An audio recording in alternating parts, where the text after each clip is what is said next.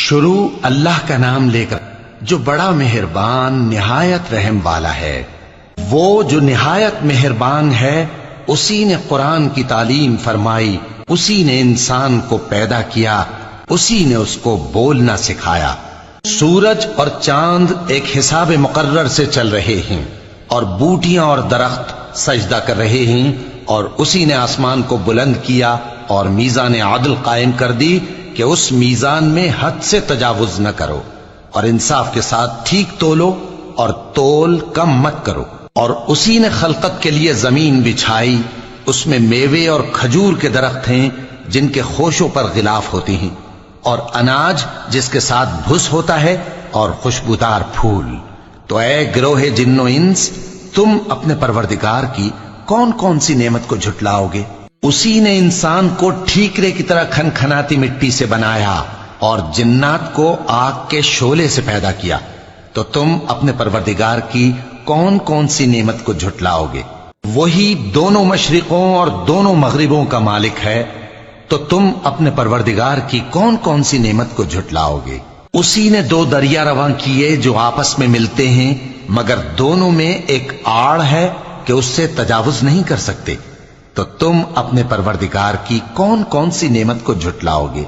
ان دونوں دریاؤں سے موتی اور مونگے نکلتے ہیں، تو تم اپنے پروردگار کی کون کون سی نعمت کو جھٹلاؤ گے؟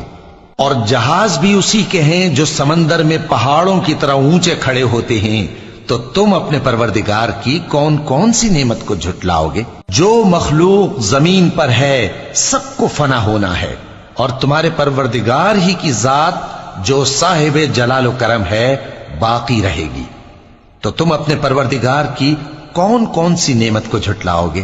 آسمان اور زمین میں جتنے لوگ ہیں سب اسی سے مانگتے ہیں، وہ ہر روز کسی نہ کسی کام میں ہوتا ہے، تو تم اپنے پروردگار کی کون کون سی نعمت کو جھٹلاؤ گے؟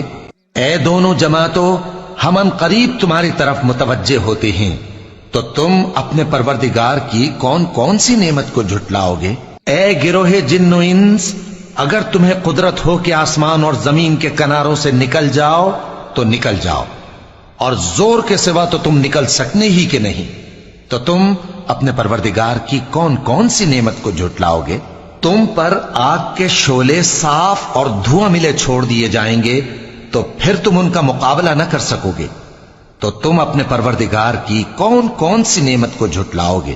پھر جب آسمان پھٹ کر تیل کی تلچھٹ کی طرح گلابی ہو جائے گا تو وہ کیسا ہولناک دن ہوگا، تو تم اپنے پروردگار کی کون کون سی نعمت کو جھٹلاؤ گے؟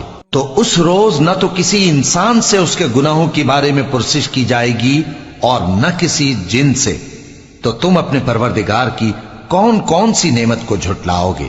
گناہگار اپنے چہرے ہی سے پہچان لیے جائیں گے، تو پیشانی کے بعد